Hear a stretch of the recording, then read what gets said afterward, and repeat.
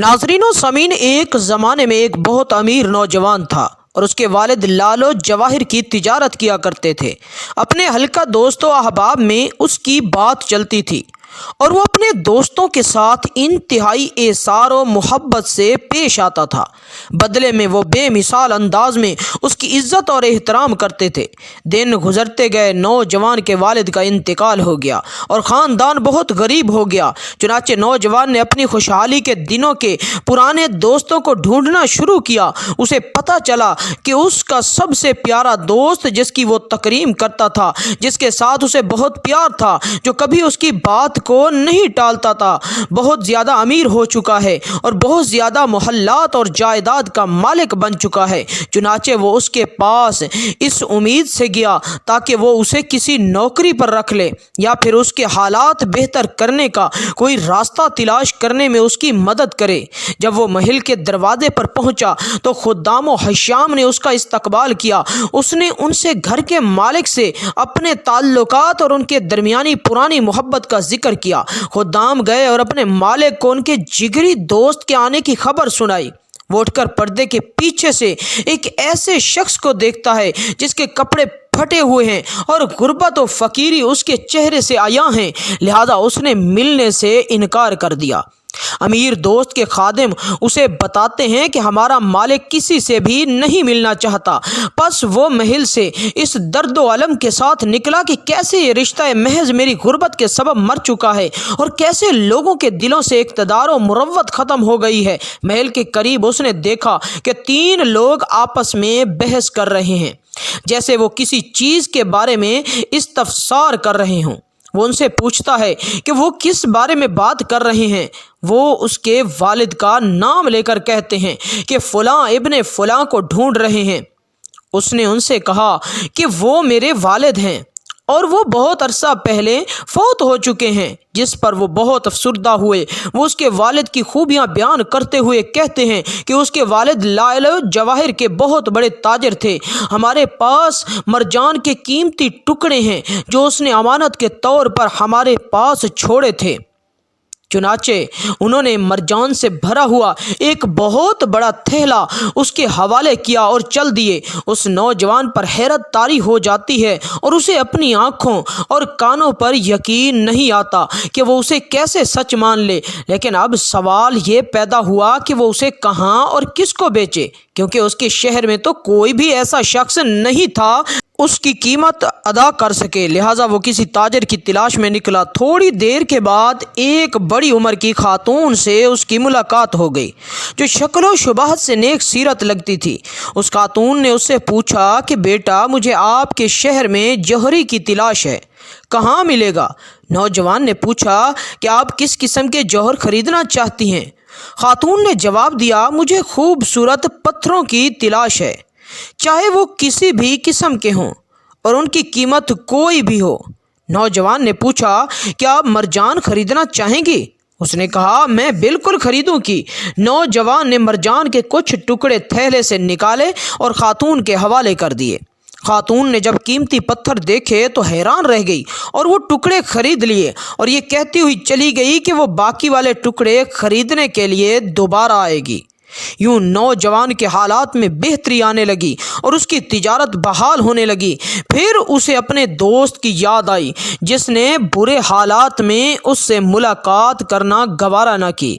तो उसने एक ख़त में 2 अशआर लिख कर भेजे, जिनका तर्जुमा है, मैं ऐसे दोस्तों की सोहबत में रहा जिनमें वफा नहीं, जो हीलों और बहानों से दोस्ती निभाते हैं।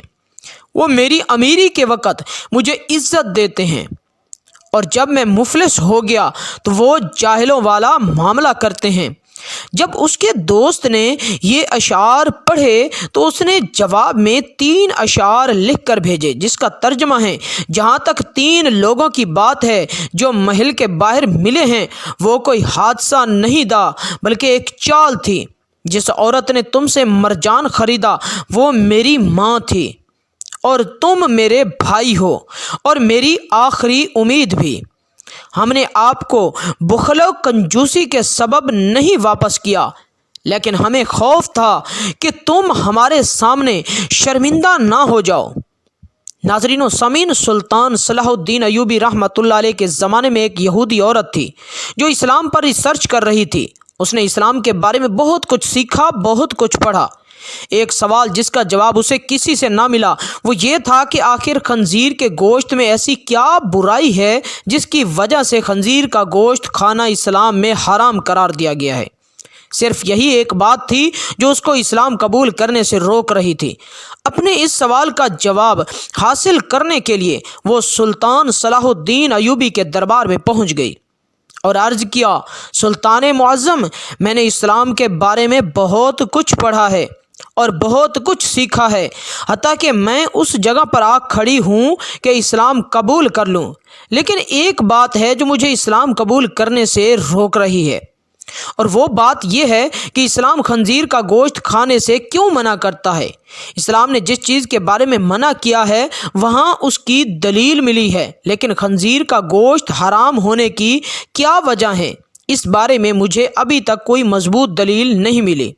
मैंने बाइबल को पढ़ा तो बाइबल में भी खंजीर का गोश्त खाने से मना नहीं किया गया, लेकिन इस्लाम क्यों मना करता है? आखिर इस गोश्त में ऐसी क्या खराबी है कि इस्लाम इसको खाने से मना करता है? सुल्तान सलाहुद्दीन अयूबी ने अपने एक मुशीर को हुक्म दिया कि बाइबल की वो किताब मेरे पास ले आओ जो अपनी असली हालत में मौजूद है। जब बाइबल की किताब पेश की गई तो सुल्तान ने वो हवाला तलाश करके उस यहूदी औरत को दिखाया जहां लिखा हुआ था कि खंजीर का गोश्त खाना मना है। खातून ने हैरान होकर कहा, यह क्या बात हुई? मेरे पास जो किताब है उसमें तो लिखा हुआ है कि खंजीर का गोश्त खाना मना नहीं। ये सुनकर सुल्तान ने जवाब दिया, मुझे तरस आता है तुम्हारे उन लिखारों पर जिन्होंने अपनी अयाशियों के लिए इस पाक किताब को अपने लफ्ज़ों से तब्दील कर दिया है। तुम्हारे पास जो बाइबल है ये अपनी असली हालत में मौजूद नहीं। अभी तो मैंने सिर्फ इस किताब से साबित किया है कि खंजीर का गोश्त खाना मना है, अब मैं इसे साइंसी लिहाज से भी साबित करूंगा। फिर सुल्तान ने उस औरत से कहा कि कल सुबह खंजीर का गोश्त पकाकर मेरे दरबार में ले आना। दूसरे दिन उस औरत ने खंजीर का पका हुआ गोश्त सुल्तान की खिदमत में पेश कर दिया। सुल्तान ने उसको कराहत से देखते हुए कहा कि अब इसकी बोटी के 2 हिस्से करो। खातून ने जब छुरी से बोटी के 2 हिस्से किए तो दरमियान में से गोश्त कच्चा था। सुल्तान ने उस खातून से कहा कि क्या तुमने इस गोश्त को अच्छी तरह पकाया नहीं? तो वो कहने लगी, नहीं सुल्तान मुअज़्ज़म, मैंने तो इसको बहुत अच्छी तरह से पकाया है।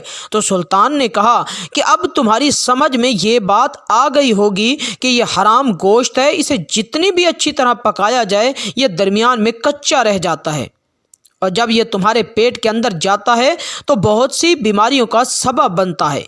दूसरी बात यह कि सूअर जिस जगह रहता है ये अपने इर्द गिर्द की तमाम गंदगी हत्ता कि इंसानों की गंदगी को भी खा जाता है।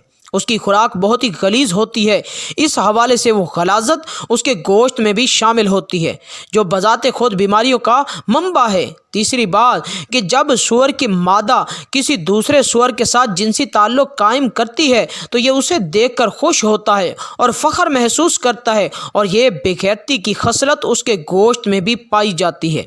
और उसका गोश्त खाने वाला भी उन्हीं सिफात का हामिल होता है कि अपनी औरतों को दूसरों के हवाले करके खुश होता है और फ़ख्र महसूस करता है। ये वाहिद जानवर है जिसमें इतनी गलाज़त और बेशर्मी भरी हुई है।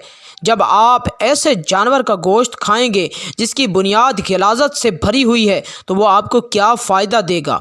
ये बात सुनकर वो यहूदी औरत सुल्तान सलाहुद्दीन अयूबी रहमतुल्लाह अलैह के सामने झुक गई और कहा कि सुल्तान मुअज़्ज़म, अब आप ही मुझे कलमा पढ़ाइए। सुल्तान सलाहुद्दीन अयूबी रहमतुल्लाह अलैह ने उस औरत को कलमा पढ़ाया और तमाम दरबार अल्लाह अकबर के बुलंद नारों से गूंज उठा। सुभान अल्लाह।